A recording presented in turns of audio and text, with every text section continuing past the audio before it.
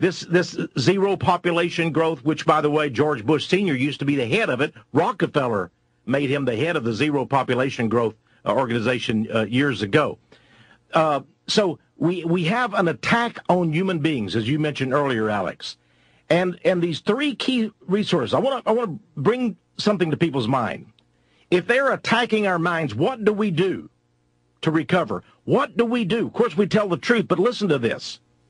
Rather than going into this mindset, this programmed magical trance, that there is an age of scarcity, we need to strike back. And let me tell you how we can do it. We need to bring up proof, just as you and others did with 9/11. What you did, Alex, you said, we will not accept the establishment version of event. Why? Because it doesn't correlate with the truth. And then you and a few others begin to bring this incredible array of truth to the fore. Books, videos by you and others, radio programs. You have been smashing the 9/11, the establishment version, the lie. Now they've got the lie about oil shortages, oil scarcity, water scarcity, food But as scarcity. I said, Richard N. Haas at the CFR, we can use his own quote. He said these are made up. He says it. But we're going to have terror on one part, and then we're going to have the environment on the other for scarcity to wage war on the people. And they say because when we have too much resources, we have time on our hands, we have liberty, we can politically get involved. There you go. We go back to the basic needs. Once the basic needs are met, people look for higher abstract things, self-actualization. That's the hierarchy of needs. That's the hierarchy of needs. And people then say, wow, we want liberty, we want freedom. But they're willing to give up their liberty and freedom if they need to eat, if they're thirsty, if they're worried about how they're going to afford a home for their family because of the oil prices going up and smashing the economy. What we need to do is show that these are lies. There is no age of scarcity. The world is awash in petroleum. And the rest of this program, it's a cornucopia. And I want to prove that. I've got just some news items. If we just do basic research, we're going to find there's oil coming out of the, to use the old saying, out of the world's ears. Well, I want to be clear. This is Planet Petroleum. I want to be clear. I have family, I don't myself, that has some nice oil in Texas, in East Texas. And, they don't like all the lies, even though it's making them make more money. I mean, I'm telling you, as somebody whose family's worked as petroleum geologists, worked in oil companies, worked as plant heads, worked as roughnecks, the whole lease hounds. We're Texans. Your family's in it, I'm in it.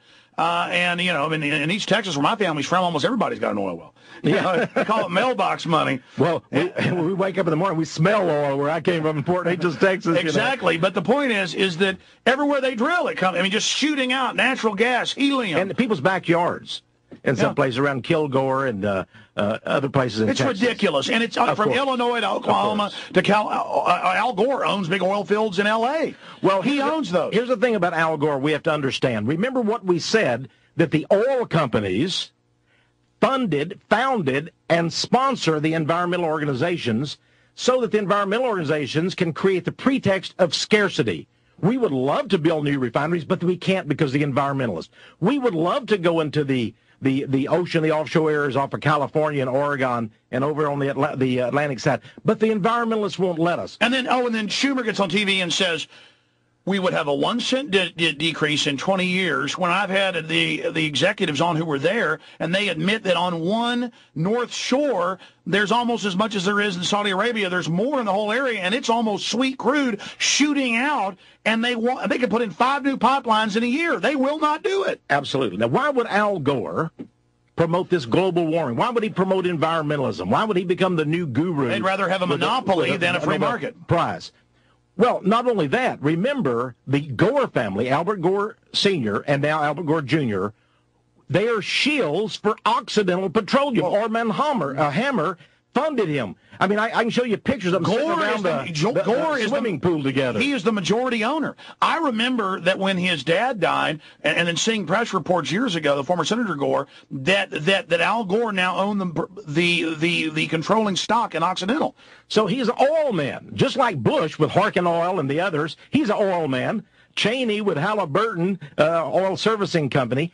We have oil men. Al Gore is an oil man. He was brought up in oil. His father was a paid shill for Occidental Petroleum, which was owned, by the way, by and this is really an oxymoron, a communist capitalist Armand Hammer that every year ran back and forth to visit with the... But as Carol Quigley said... Pope Poobahs of communist Russia. They want monopolies to deal with, so they help put the communists in. Well, Al Gore now is going to become a billionaire. He recently became one of the principals of a corporation worth $683 million, I believe. And they trade in the energy stocks. Yeah, the energy absolutely. But remember, the important thing is they must create this scarcity that they're lying about. And the only way they can create it is by bottling up all the world's oil, all the world's water, all the world's resources, including the food. That's why the agribusiness corporations, Willie Nelson has done a great thing to help the little farmers, but they only are producing a small percentage of the food. It's the agribusiness corporations. They own the food Since they've moved supplies. in now, what was it, 50 years ago, they said we could supply the world 3.5 times over with what we had currently. Now we are bringing 30+% of our food in. There is so much food. Listen, the warehouses are bursting at the seams with food now around the world. You know, when I was a young man... They've been speculating and hoarding and waiting to sell. Well, of course, the commodity speculators, they are the speculators. If they drive up the price of wheat 67%, they're the ones that own all the futures and the futures markets. Chicago is the world's leader, the commodity. They're holding on to Chicago, Illinois. Exactly. They're holding on to it to drive it up. Explain how that works. Well, first of all, they buy a futures, okay, which is really a bet. It's a Las Vegas bet saying that food prices will go up. And when they go up, they make billions of dollars. If the food prices don't go up, they don't make their billions. And so by holding the food, just like the oil, they guarantee and rig the future. To create scarcity. They can, for example, claim, because remember now, they're the agribusiness corporations, they can claim there's a blight on wheat, and the wheat supply is ruined. They can claim that the winter frost killed the coffee down they can also South blame America. They can also blame it, and I've actually looked at these numbers now. They can also blame it on the ethanol when that's a tiny fraction of it, which the Saudis want shut down. Well, and of course, ethanol is a silly thing because the world is awash in petroleum. It is silly, but they don't like it. Now, I want to prove our point on this Planet Petroleum, because a lot of people out there say, I've heard so much about peak oil. Surely we are running out of oil. Now, first I want to mention that I began reading about peak oil back in the 1960s. And I would read articles. Now, my dad also worked at an oil refinery, and we would get all these oil and gas industry publications in. I would read them, and there would be fear articles. For example, I remember specifically when I was a senior in high school, 1961, I read this article that really shook me up. Here I was a 17-year-old kid, and what did it say? The world was running out of oil, and by 1980, there would be no more oil left in the world. By 1980. Yes, and we'd have an ice age, too. Yeah, and they keep moving up the date, of when the oil is going to run out. Like they say that we're about to have 10 years of super cooling, but that's the global warming coming. Well, Alex, first of all, no one has ever looked at, if it were true, I wish global warming was a fact, and let me tell you why. The Hibernian maxim thinks he does. Yeah, it does.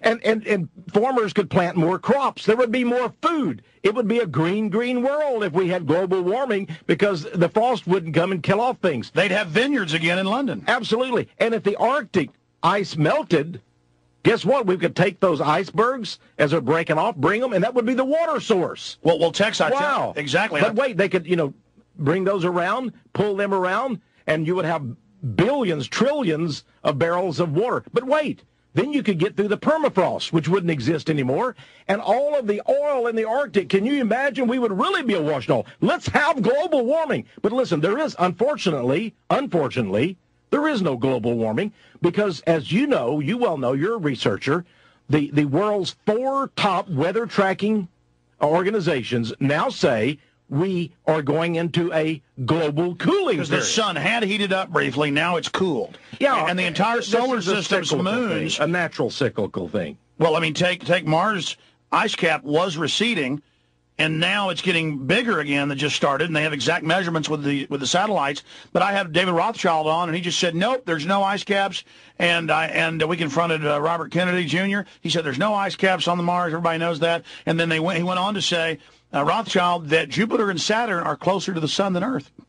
Well, in Minnesota, you go up to Duluth, Minnesota, And I'll tell you, in the wintertime, there's plenty of ice and snow. Okay. I love the people in Minnesota. I don't want to live there. But you know what? You go there in summertime, and it actually gets pretty hot there. There is no ice in the summer in Minnesota. Does that mean we're in global warming? No, it means we've gone into a new season. It's summertime. Here's the idiot. They also fearmonger every summer. In the middle of August, they'll be saying record heat. And I'm going, wait a minute, I grew up in Dallas. I remember 115 days. I remember a red sun. I remember the grass all dead. And they're telling me in Texas at 105, some deadly super wave. I have seen the mercury at 115 for a month straight. The Al Gores of this world cannot wait for June, July, and August to get here. When the temperature naturally every summer goes up, and then they can say global warming. Psychology. Yeah. Well, here's an example. Yeah. If you give people the scientific name for water, they will say ban it. Or you tell them sodium chloride. Should we make kids eat sodium chloride? No, ban it. It's salt. It's bad for them. If they didn't have sodium chloride, people would die. They've got to have sodium. Well, I mean, that's my point.